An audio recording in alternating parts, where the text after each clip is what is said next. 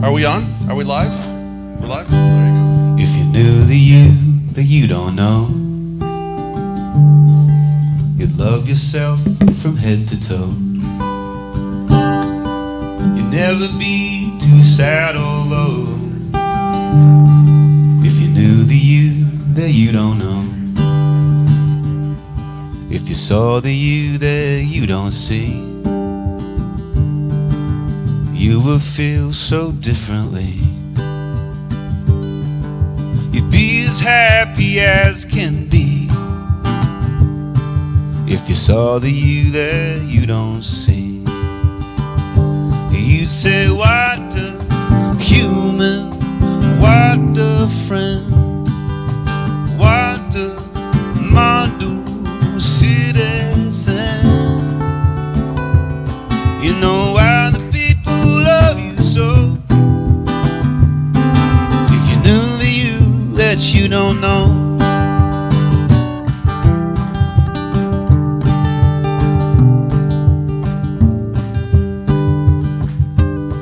If you heard the you that you don't hear, all the doubt would disappear. 'Cause you're so charming and sincere.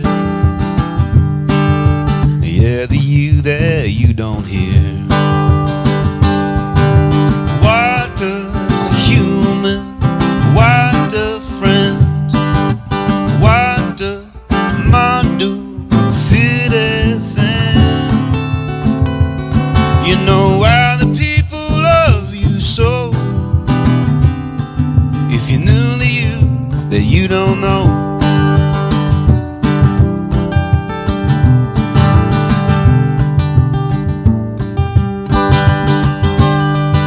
You may not see it for yourself.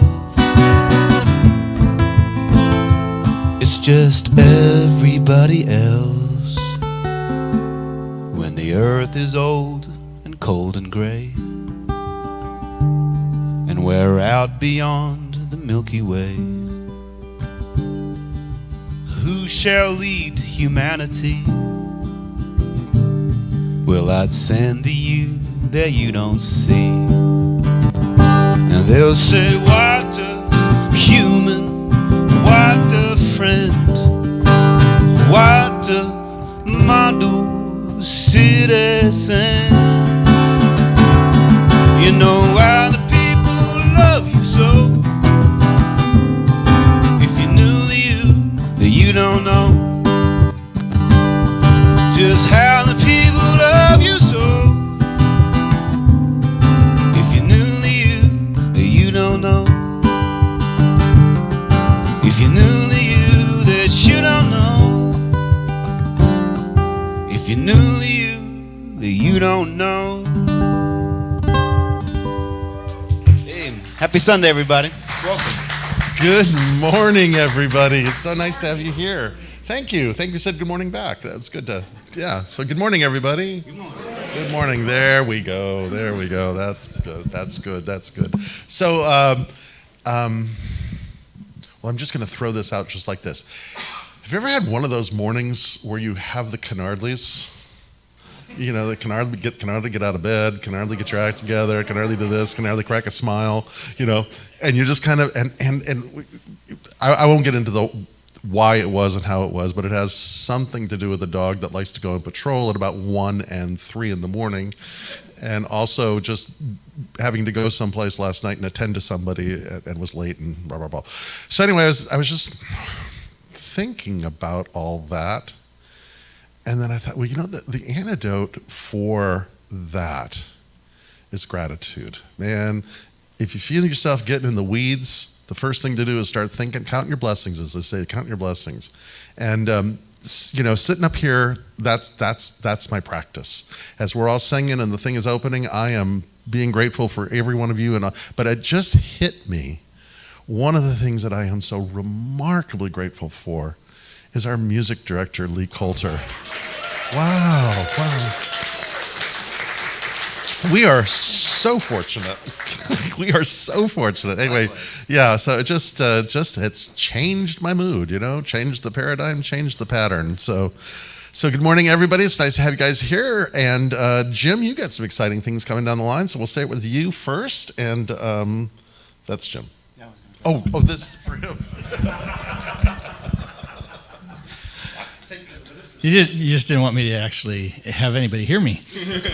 Yeah, we've got, in addition to our Sunday morning class, Wellbeing in the Tao, which you're always all invited to, I have a presentation coming up on Wednesday, the February 14th, which is Valentine's Day at Palma Valley, and it's going to be focusing on the concept of acceptance. And it's going to be a really good presentation.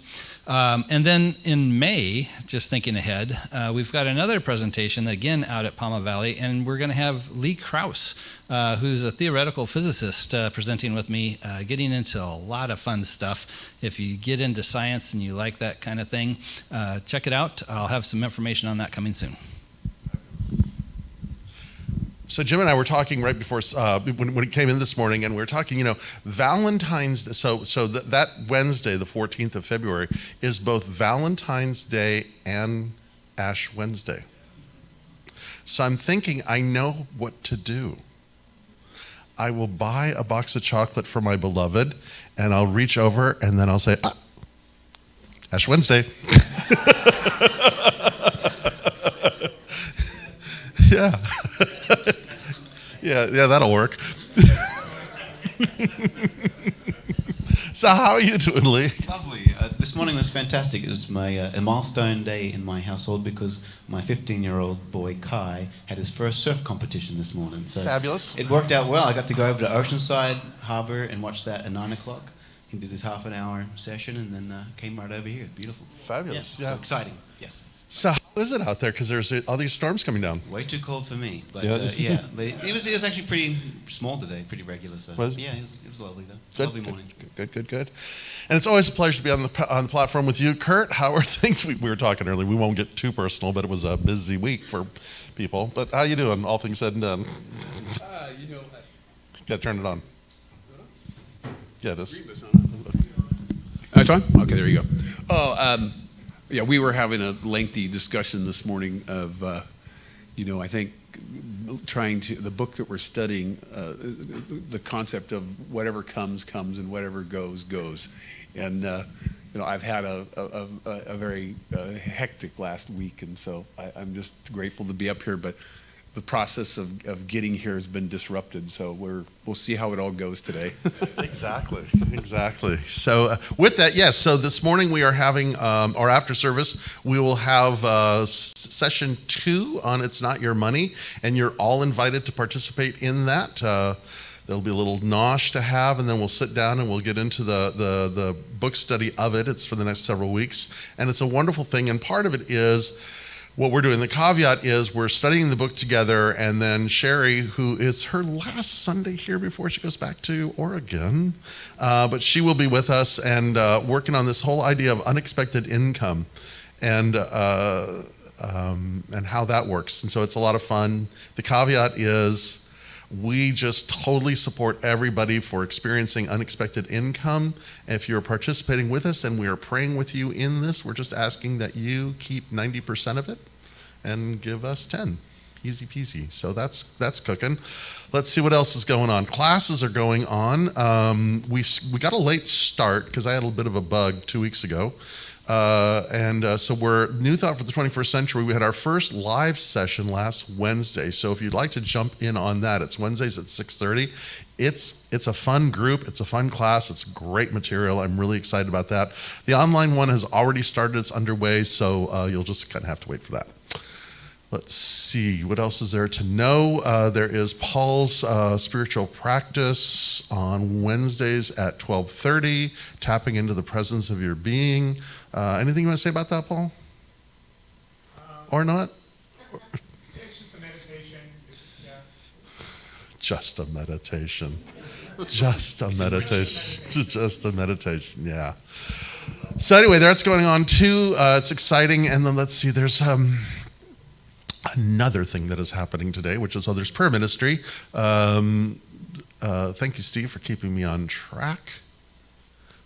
Prayer ministry, we will pray with you. I'll talk more about that at the end of the service. The gift shop is open and good things are going on, and the three graces are present and there.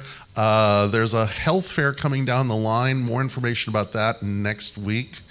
And I think that's it, except, yes, and then Michael's going to say. We are celebrating a birthday today. I'm going to get to that. Oh, okay. Mm-hmm. Oh, that's right. Oh, that's right. But before that, is on St. Patrick's Day. We're going to do a little bit of a celebration here. We're going to do corned beef and some fun food and an opportunity to get together and celebrate St. Patrick. I'm going to talk more about St. Patrick as we get closer to it. That's March 17th. It's a Saturday. It's going to start in the afternoon. March 16th, like I said, because March 17th is a Sunday. March 16th, Saturday here at the center, and so that's going to be going on. I'm actually part Irish, and I'm going to learn some Irish tunes. So. Are you part Irish? Oh, right on. Yeah. Could have fooled you. Yeah, you could have fooled me. Yeah. So then the other thing is we have a birthday today. We have a birthday. Our own Billy Hale is his birthday today. He's rounding the corner of another good decade. So we'll celebrate his birthday. Why don't we just sing happy birthday and just get that done? Happy birthday to you. Happy birthday to you. Happy birthday, dear Billy. Happy birthday to you.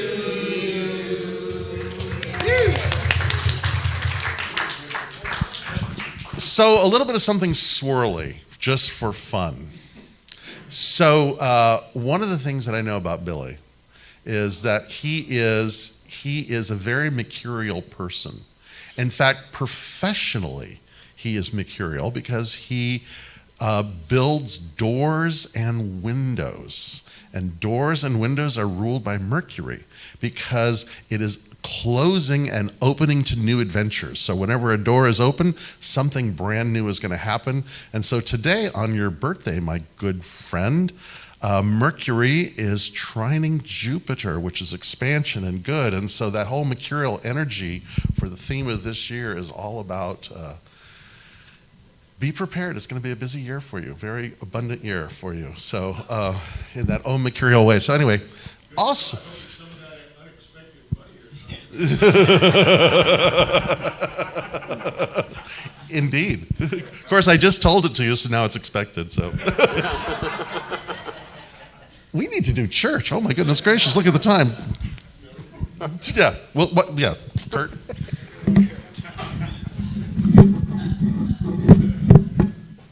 Good morning, everybody.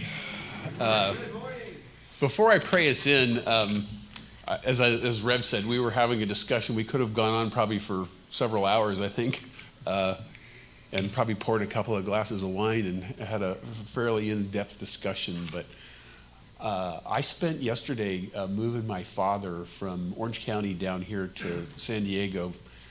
He has Alzheimer's, and I was never that close to him. And I had the experience of transporting him and doing all of it. And, the part of him that I knew has departed or not there anymore. And, but it's interesting, what I was saying about the book, what comes, comes, and what goes, goes. And so, I took in stride. I found out 2 weeks ago that I was put in charge of taking care of him. He never told me. So it was a shock. He forgot. No, I think he just didn't do it. he forgot, yeah. But it's always interesting to see the experiences we have in life. And for me, that journey of when we look at something and what we can learn from it. And, oh, okay, sorry. I thought it was what we can learn from it. So, yesterday was a very interesting day, a whole series of emotions, ups and downs in it. And it was interesting because one of the things, as Rev talked about, was, gratitude. And after I left him yesterday, I went home and I walked through the door into my house. And I had a different insight as to that environment because I realized that I get to have this experience, that each of us, that we're alive and aware, that we get to have this experience each day. And so what we focus on, is really important in what we think. And my reading today comes from, we're going back into time here, living the science of mind. And so it just, it was really interesting of what comes out of those experiences and what we can make from them. They can be terrible or they can be something that we find something to be grateful for. So I was just really, I thought I wanted to share that today just as something, because we all experience it, right? It's happening to us in some form or another, whether it's in health or other things, family members, all of it. And so as a community, we share in that. And as human beings, we share in the experience and the trials and the tribulations. So I just found it very meaningful to be able to speak about it today. And it'll be interesting to see, as I was telling Rev, even though the person that I knew a long time ago is not there, what kind of a relationship I can develop with him in the time that he still has here. And so, I'm grateful for that. So our reading, again, comes from Living the Science of Mind. It's not so much a reading as more of a statement. It comes out of the section that said, what the mystics have taught. And it says, the universe is a spiritual system, and we are some part of it. God is right where we are, and is discovered at the center of our own being. Turning from everything that denies this and quietly contemplating the perfection of the inner man, who is an incarnate of God, we meet the great reality in the only place we shall ever discover it, within our own hearts, souls, and minds. And so it is. And so I have managed through my speaking of my own experience to not pray us in, but I would just say this, the prayer today is, I am grateful to have this experience of being here.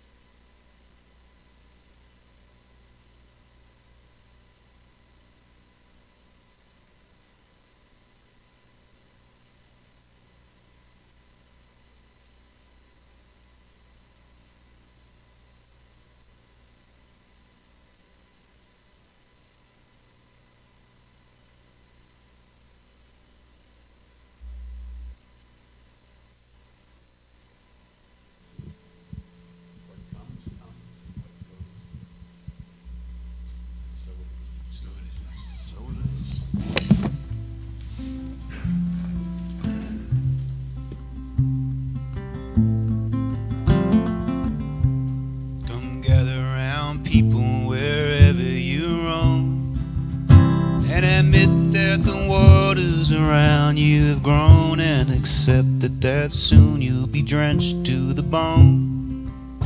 If your time to you is worth saving, then you'd better start swimming or you sink like a stone, for the times they are a-changing. Come writers and critics who prophesize with your pen, keep your eyes wide, the chance won't come again, and don't speak too soon, for the wheel's still in spin.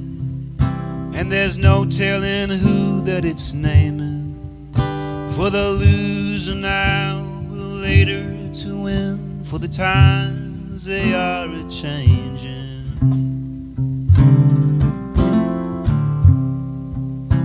Come senators, congressmen, please heed the call. Don't stand in the doorways, don't block up the hall, for he who is hurt will be he who has stalled. The battle outside raging will soon shake your windows and rattle your walls, for the times they are a-changing. Come mothers and fathers throughout the land, don't criticize what you can't understand. Your sons and your daughters are beyond your command.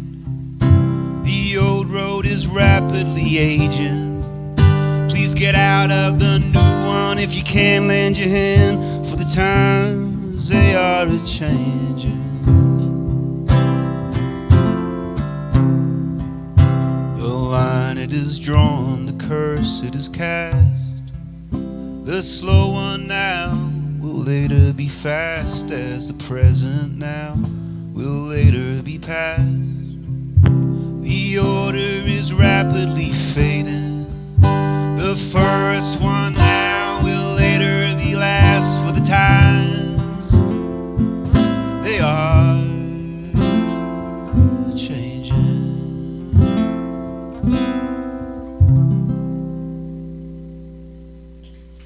That's a Bob Dylan song for sure. Please welcome our Reverend Dr. Guy Williams. Thank you.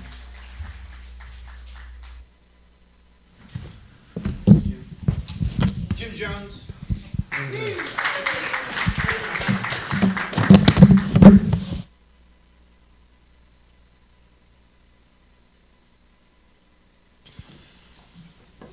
That was a perfect song. I was a little nervous because we didn't communicate during the week, and I had a thought that something was going to happen, and it didn't happen, and I thought, well, then how am I going to spend the first 10 minutes of my talk? And it works beautifully. So I'm a little scrambled this morning, as you can tell. A couple reasons. Like I said, I may or may not be indulging my dog in a behavior that he shouldn't be practicing by letting him out, letting him in, and letting him out, and letting him in during the night. And then also yesterday, I was teaching in the school ministry, and I was teaching a class on the metaphysical Bible. So a lot of my attention has been in that material, and I find it funny and interesting and curious that this week that I've spent a lot of time reading or observing or reading the Bible, and then also reading Dr. Holmes. Two pieces of literature I have not picked up much in the last 2 years, and it was interesting just kind of sitting with the energy and the correlations of it, because our theme for this month has been kind of a traditional thing in New Thought Centers, which is the four basics, the thing itself, what it does, and I'm such an expert at this, how to use it, how it works, something like that. Anyway, we're on how it works today. So anyway, and we've done that. And so sitting with this idea of how it works, and sitting with this idea of Hebrew Bible, and areas in the Bible that are just so interesting to me, and not that I think that it's an error. I think it's this incredible poetry, legends, and myths that can become relevant to us as other scriptures or sacred writings are, and they are sacred because they are sacred to us. But one of the main characters or characteristics of the Hebrew Bible are the prophets. And, if you were like me and you grew up in a mainline, I grew up Catholic, but if you grew up in a mainline Christian church, our image of the prophets were usually these really old white guys in these long robes and these long beards, and they had these books, and they were very solemn looking, and scripting things out. And kind of this idea, that the prophets, it's like the Dumbledore book of magic spells, right? And they sort of foreseeing this thing that's coming. And it really does us a disservice, because that's not who they were then, and it's not who they are now. One of my spiritual heroes is a man by the name of Abraham Joshua Heschel, and he literally wrote a book on the prophets because he was a Talmudic scholar. And what he says about the prophets is this, is he says, a prophet is someone whose life and soul are at stake in what they are saying. So it is someone whose very sense of who they are must be congruent with what they say. But he also says about them, he says they are able to perceive the silent sigh of human anguish. So they put their life, their reputation, who they are in the words that come out of their mouth. And they have this intuitive capacity to feel, to perceive that silent sigh that comes from as what we would call the collective. And who are those people? Well, Simon and Garfunkel say that the words of the prophets are written on the subway walls and tenement halls. And I think what they're saying is, when I think of the Hebrew prophets, I think immediately of Dylan, because that's who they were. They were these wild, crazy poets, street performers, schools of radical thinking that were calling the people out, kind of like Bob Dylan, kind of like Lee Coulter. That here is an artist, a performance artist, who everything that he is tied into what he says. And he has this remarkable capacity to feel the sigh of the collective. And that's kind of what the prophet is. They don't tell the future. They speak to the present. And the thing about speaking to the present is, if you simply do the geometry, if nothing changes, you're going to end up where you're going. Right? I mean, that's just kind of so a song, from the 1964 album of the same name, The Times They Are Changing, Dylan wrote that as an anthem to what was happening at the collective at that time. This time of tremendous turmoil, this time of tremendous change and upheaval that was happening globally. He tapped into that. Something's up. Then we have someone like Lee, and if you hear his music that he's creating lately, something's up. We feel it. We know it, right? But even more than that, it's this idea of what speaks to us in the conditions that we're in. So this month, we've been also exploring, as we've been exploring the roots of science of mind, what I have been tapped into is what is new thought? How is new thought expressed in the 21st century? How is it expressed after Einstein. Because when I think about Ernest Holmes, who I love and adore and I'm grateful for and have committed my life to this teaching, but I think about him having written the Science of Mind text in the late 20s and 30s when he was in his late 20s and 30s. And now someone who has a few decades past that, how my perspective has changed. And then I think in terms of just where we are, he was writing this stuff before Einstein was working on the theory of relativity and the things that we understand. And so how does this become relevant? What works, what doesn't? What Dr. Holmes said is he wanted us to have a teaching that was open at the top.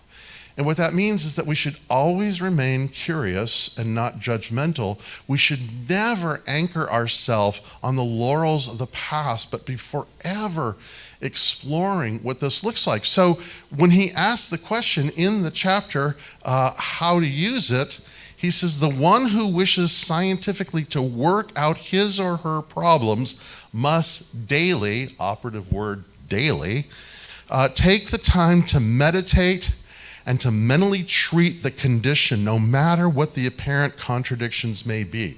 In other words, it's engagement, it's work, it's practice, it's lifestyle.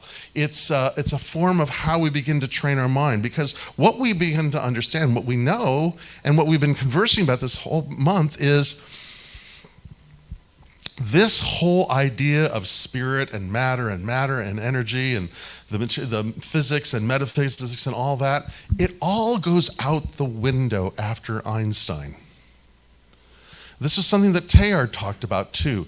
You can't be saying it's this and that because there's only one thing: energy. The whole thing, the whole cosmic soup, if you will. The whole understanding of the Big Bang, the whole understanding of how it got to be, and what took place in order for that to happen, and what we begin to understand from the particle to the subatomic particle to the quark to the whatever, it's all energy. And that matter is simply energy that's slowed down enough for us to observe. And not only that, to say that there is spirit and matter, where does one stop and one start? What I offer for your consideration is they exist. It is spirit matter. Ilia Delio, who is a woman that I love, a writer, she says something really interesting here, and if I can just read this. She says, the Hebrew word for create is bara, which means to bring into relationship. The author of Genesis used bara to denote a work of God altogether, sui generis, a bringing forth into existence of what had not been there previously. The newness of creation gives us a glimpse into the myth of divine reality. If creation means being brought into relationship with the divine source of life, then to say God creates means that God shares God's life with us. God is the ungraspable openness of life. Divinity is not a projection of a supernatural being, but the excess of life experienced as a personal invitation into the fullness of life. In other words, God is not a supernatural being. And if we hold that archaic idea, it is a very mischievous, as we look at history, how it's been projected, concept. To say that God is above or beyond nature, supernatural, that God is separate or distinct from the natural progression or flow or the energetic thing, is to separate that. And we've seen what that looks like historically. We've seen what the concept of a supernatural God looks like in politics, in economics, in our relationship to the material wealth of the world, because, I remember the day when one of the secretaries of the Interior was convinced that the second coming of Jesus was going to happen within our lifetime. So what was the point of ecology? I'm not making this up. It's true. So the idea then is, if everything radiates this divine effulgence, and again, what she says she says, the ancient Hebrews did not coin the word God. Rather, the word God, Ramon Panakir states, has its origin in Sanskrit and means light or brilliance. The root meaning of God is more helpful than the latter scholastic definition. In other words, what she's saying here is that it is this divine effulgence, this light, this brillianceness that is expressed energetically in all energy. And if we saw the world in such a way, how would our politics be different? If we saw everything is connected to everything else and nothing separate. If we saw that everything was connected and nothing was separate, what would our economics look like? What would our relationship to the earth look like? So that's why I'm saying, for us to continue this emergence of the evolutionary process, for us to embrace our vocation as being co-creators of all that is happening, it's important for us to change the paradigm of how we see and how we perceive. And what I would offer is this, what I've been saying, is that paradigms create patterns. And what I mean by that is, if we simply say that everything is energy that can neither be created nor destroyed, if everything is energy, then really what we have in this energetic field are systems. Systems of how things operate in that our body is a system. Our species is a system. Our planet is a system.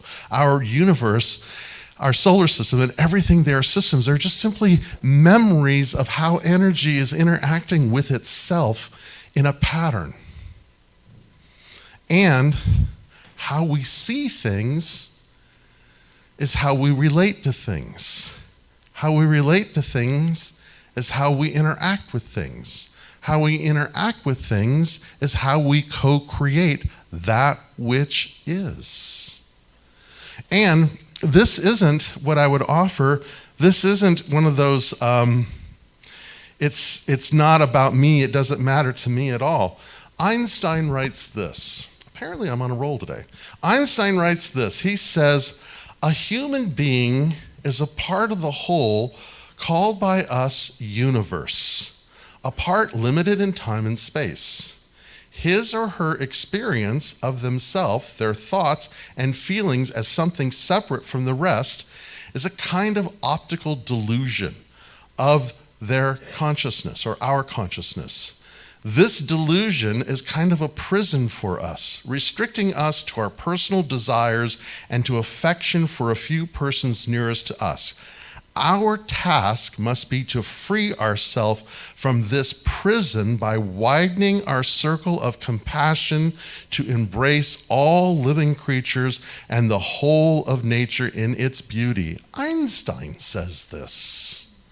Einstein says this. This is a man who used his imagination because he imagined himself riding a beam of light, and that's how he developed his whole theory of relativity. It wasn't sitting out there with a chalkboard and numbers. That came later. What came first was the imagination. What if I was riding on a beam of light, what would that look like? What would that feel like? What would time look like in that experience? And so that's where this goes. And what unites it, what brings it together is that level of consciousness, to practice daily, Because what we want to do is we want to begin to understand how the paradigms that we live in create the patterns of our existence. And if we're not satisfied, if we're frustrated by the paradigms of our existence, stop waiting for the Calvary to come. Stop thinking that if you're just miserable enough, that some God up there, some supernatural being, is going to take pity on you and cut you a break. That's not what co-creation is all about at all. If you're not satisfied, then change the paradigm of how you look at things, how you perceive things, how you participate in things. What I'm trying to get here is that is the concept that perhaps it all comes down to what we call consciousness. So two things that I want to say about that. The first is that from a biblical point of view, we would say that the patterns in our life are the prophets in our life. The conditions that we are experiencing is the prophetic voice that is telling us where we are. And that if we want to shift that, where we shift it is at the level of our consciousness or awareness. Because what the mystics have taught us is that the soul hides herself in the conditions of our life. Let be what be, let come what come. David Bohm writes this. He says, this is Iladilio writing about him.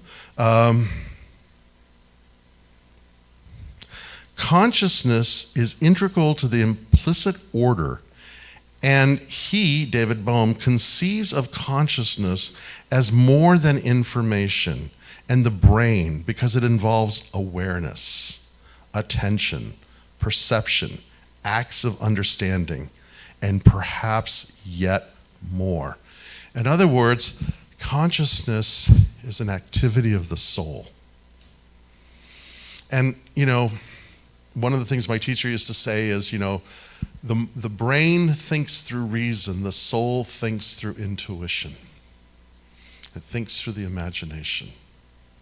And how do we tap into that? By practicing daily, developing a spiritual practice. There isn't any other way of doing that unless you have one of those Satori movements where, all of a sudden you're driving and somebody hits you and you're in an automobile accident and time and space completely change and you have a change of perception almost immediately. Not recommended, not easy on the old body or mind, but practicing, engaging in some kind of thing. And what he also goes on to say is this. He says that consciousness itself descends from the expanded state to become the mind, contracted by the objects of perception. And then he goes on to say this. Bohm believed that the individual who uses inner energy and intelligence can transform humanity. Each human person is responsible for contributing toward the building of the consciousness of all humankind. And what I would go on to say is that's the most observed level, but at the most subtle level, it is rippling out into the universe. But that's for another conversation. But for today, one of the things it's no secret that I've been, working with my own deconstruction and new thought, which is a very appropriate thing for all of us to do. If you don't question your spiritual path from time to time, you might want to look at that. What are you running from?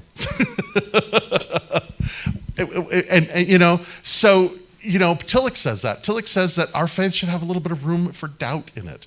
And so I think it's a healthy thing to do and to find out where we come back to in this. And so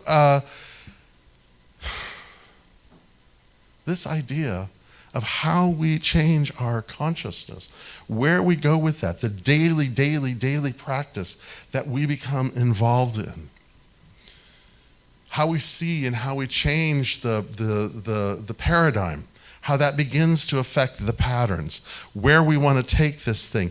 And the other point of that is one of the frustrations I have had in New Thought. And I think it's simply when I read the early thinkers of New Thought, the early founders of New Thought, oh my goodness gracious, these people were characters. They were characters. They were vegetarians and animal rights advocates and suffragists and women and feminists and anarchists and socialists. They were out there, truly out there. And we sort of have tamed ourselves. And in that taming of ourselves, I think we fall into the danger of self-absorption. That it's all about me and what do I have and what do I produce and what do I manifest. And the princes, parking places, and palaces of my life, forgetting or denying that interconnected. The good that you are seeking is the good for the world. There is no separation. The yearning of your soul is the soul of the world yearning through you. The thing that you desire is that what we call God desiring through you or as you. And so what we call forth into manifestation isn't just for us, because that denies the whole thing, right?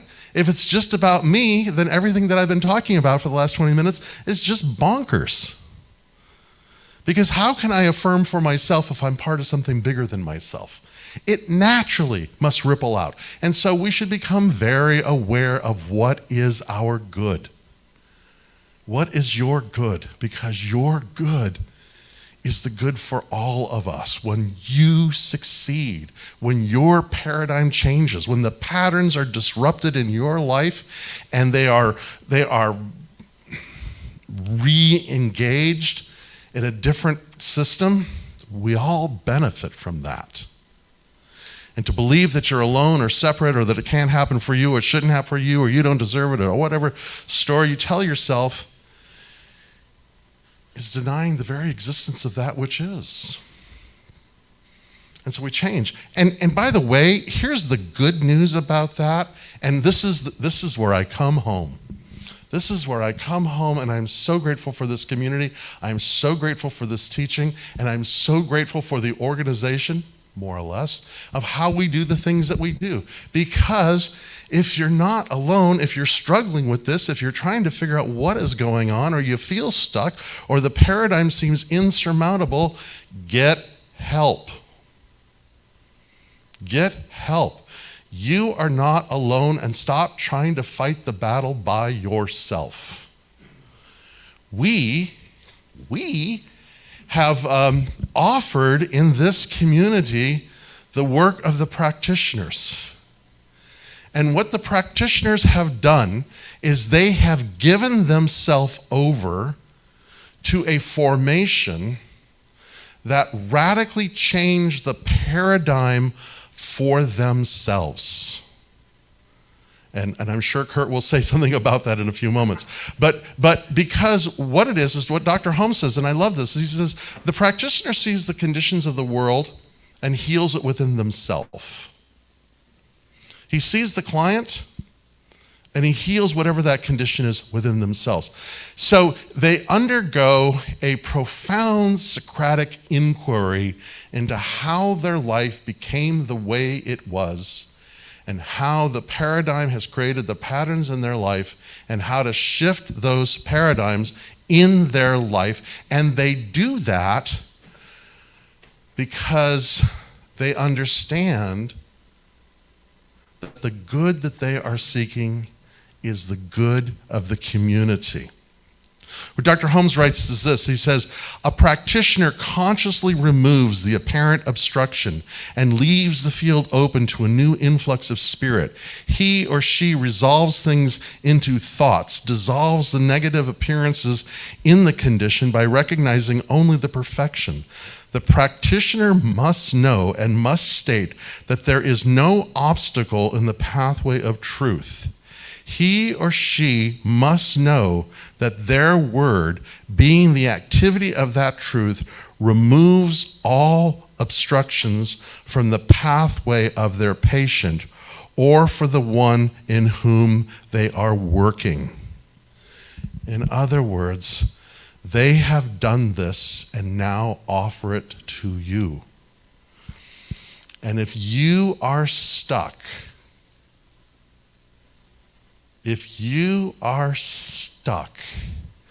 and you're not asking for help,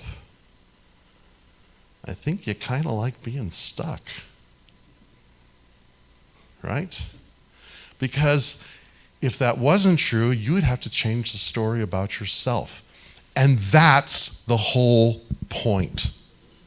That's everything that I've been saying this month. Is maybe, just maybe, it's time to stop telling yourself the story that you tell yourself about who you are and why the way things happen. Those are just conditions. Those aren't entities. Those are thoughts. They aren't boogeymen or boogeywomen. They are fabrications and phantasms of the mind. James Hillman says that our story of our trauma is more traumatic than the event itself. And the more we tell the story, the more we engage in our story, the bigger it becomes.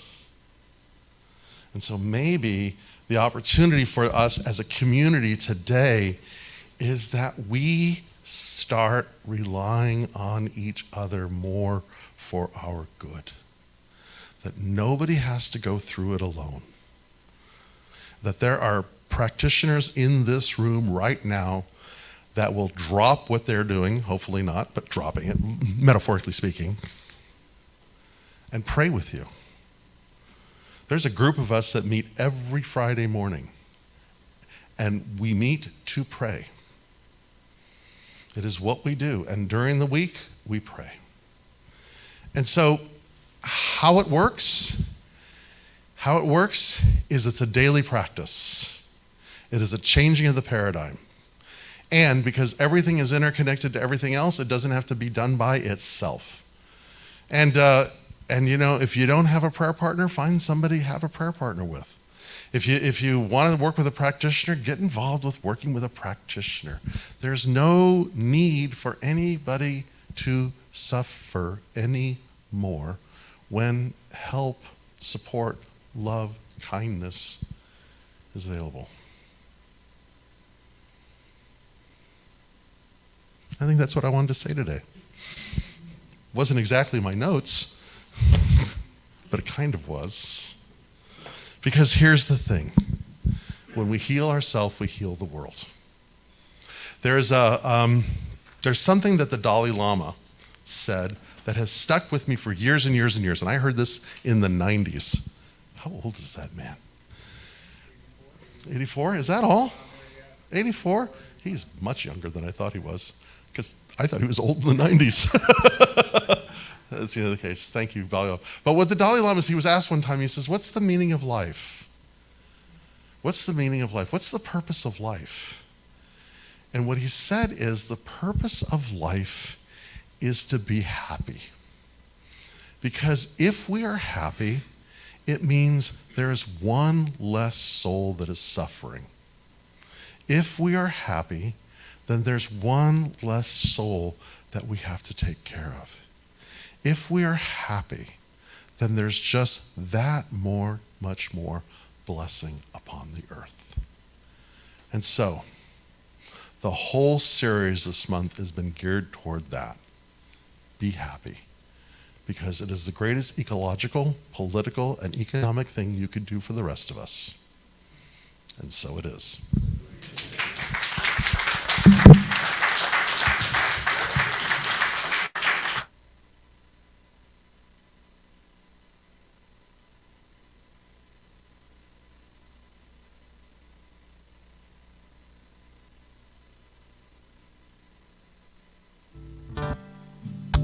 Thanks, Rev. That was lovely.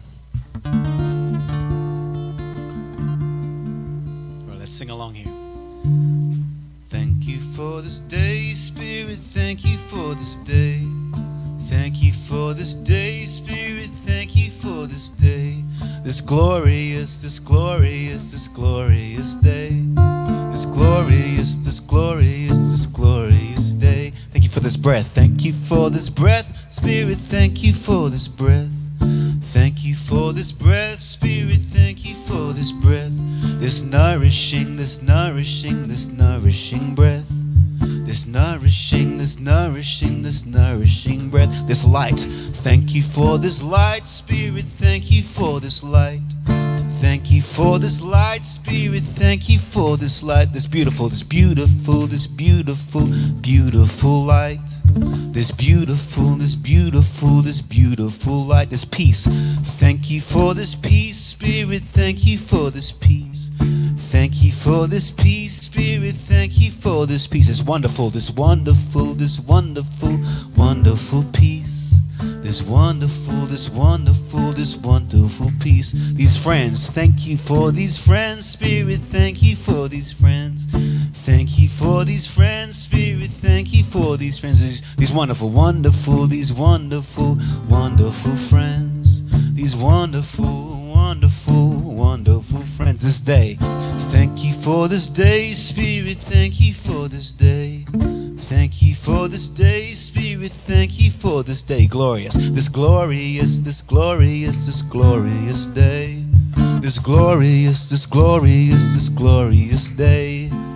Thank you for this day, Spirit. Thank you for this day. Thank you for this day, Spirit. Thank you for this day. This glorious, this glorious, this glorious day. This glorious, this glorious, this glorious day. Thank you, everybody. Thanks for sharing.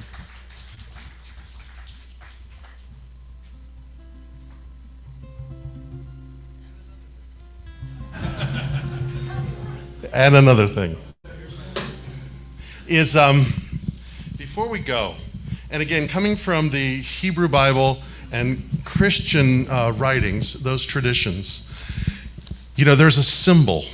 There's a symbol used in both the Hebrew Bible and in the Christian Bible and even in the Quran.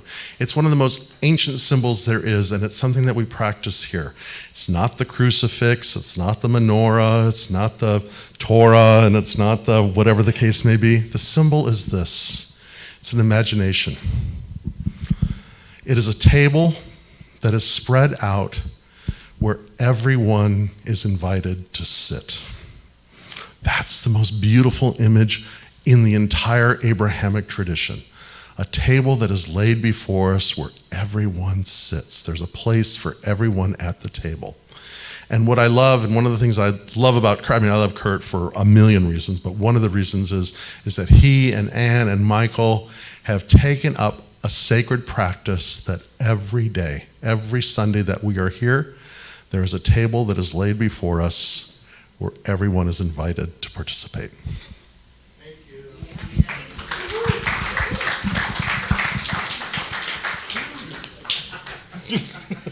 you. Well, I would. I'm gonna do the tithing here, but I would add to that you know, one of the spiritual practices we have is in our giving, and so it's quite rewarding to be able to do something and know that, you know, it's appreciated, and at the same time it's completing a part of a process, because, you know, we give and we receive. And so, you know, I'm always been big on the giving, and the receiving, I don't know about you, but it's always harder.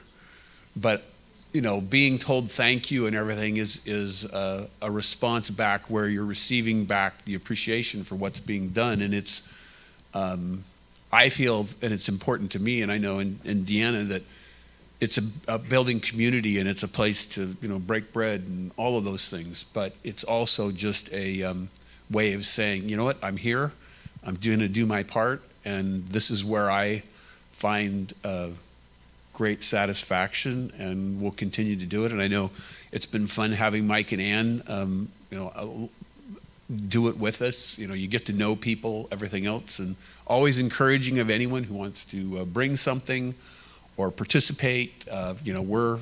We're always looking for someone to help, but we're here. And again, those of you who have brought stuff, you know who you are. The bread every week has always been fantastic and appreciated greatly.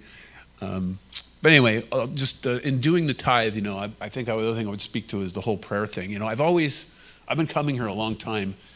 Before I was a practitioner even, I was one of those people who they talked about prayer, and I never got prayer. And now I see, a lot of times people don't come to prayer, they come to the prayer circle. And I wonder, what that is, what is it that, what was I holding on to that I didn't want to let go of, or what is within me? So, I would, as a challenge, the only way we grow personally is to get uncomfortable. There's no easy growth, I can tell you. There's usually pain and suffering and other things that go through it, because it's the only way that we can go within ourselves to make the change that needs to happen. Otherwise, we like to be comfortable and things to be easy. And so, the whole tithing process, for me, in giving is, it took, and I've mentioned this many times, and I just would repeat it because I think it's important. It took me time to get to where I was fully engaged in it, because I thought, how do I do this and not be uncomfortable? How do I let go of what's within me? And it's a sense of acknowledging that part of me that acknowledges lack within myself. And how do I let it go? How do I say, there's more than enough? God will provide what I need. It will come when it needs to. So again, if you're giving today, I just invite you to hold your gift to your heart. And just know that, again, it does a lot of good around here. And at the same time, it's a part of a process of giving and receiving, and that you are acknowledging that process, participating fully in it. And we are grateful for that gift. And again, thank you.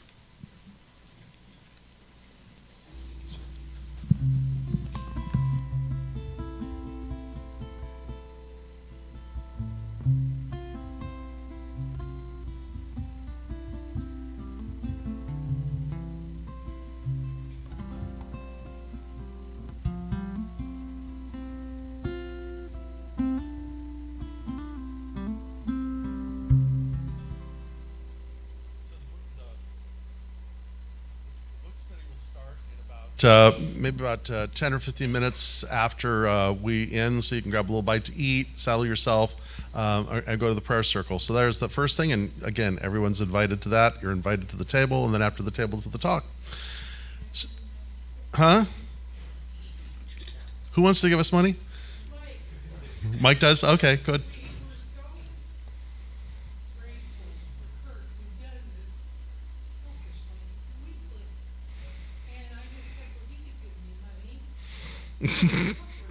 Okay, there you go. Yeah. So the other thing is prayer. So if you are touched in any way today, please do not leave without prayer.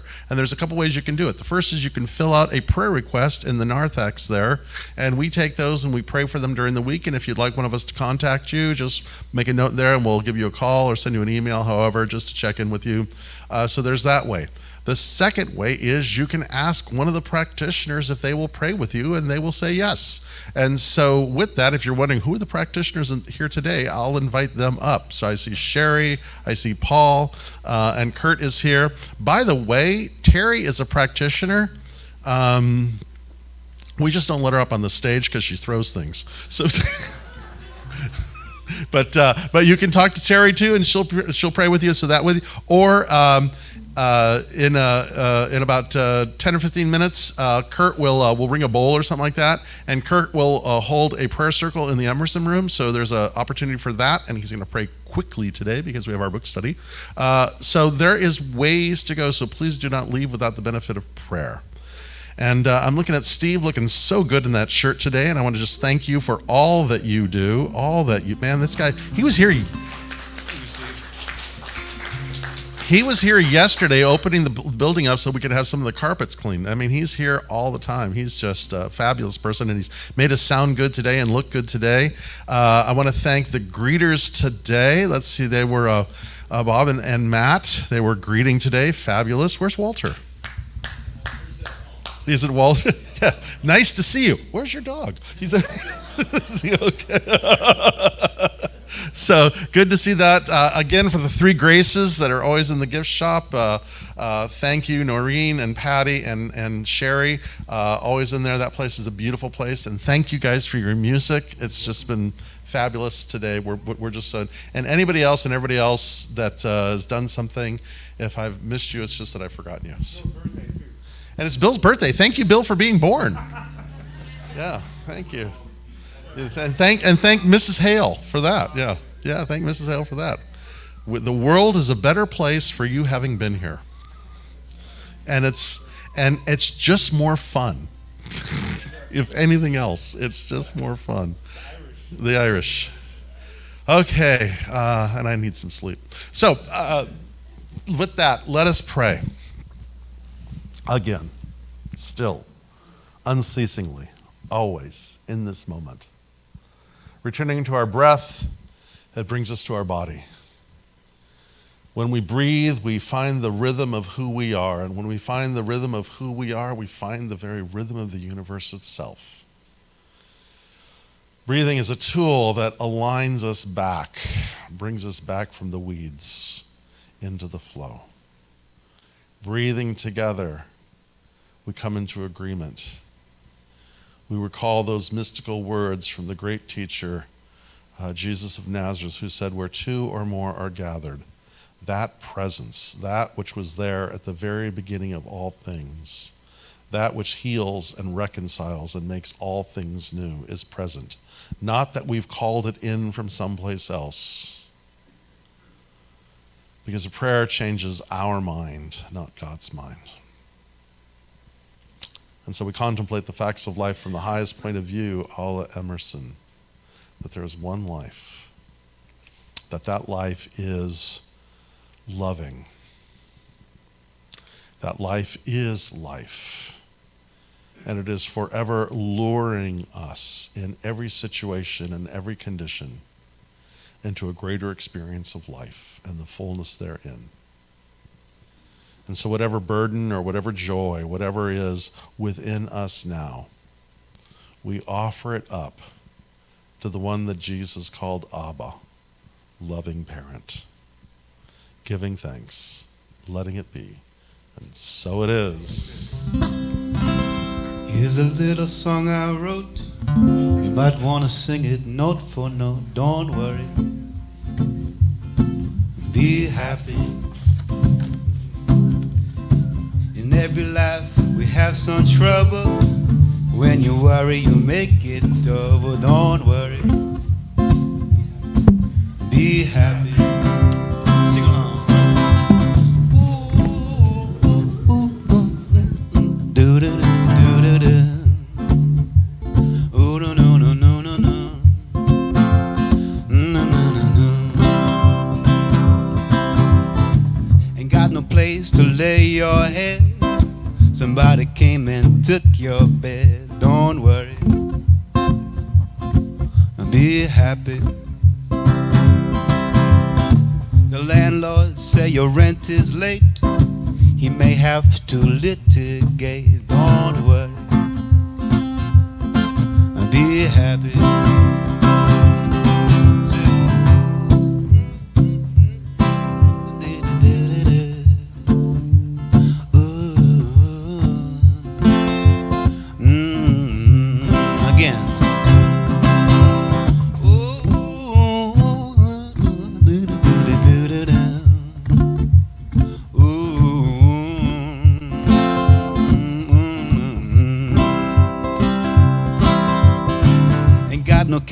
Ain't got no style, ain't got no girl to make you smile, but don't worry,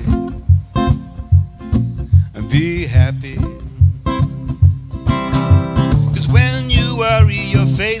frown, and that will bring everybody down. Don't worry,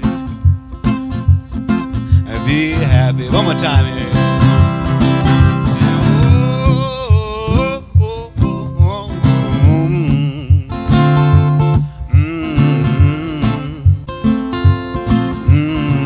Billy loves whistling. Let's whistle for Billy.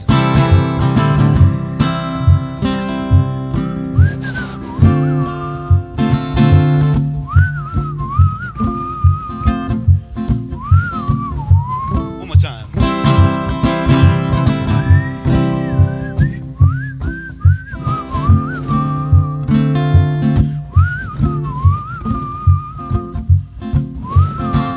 Don't worry, be happy. Say,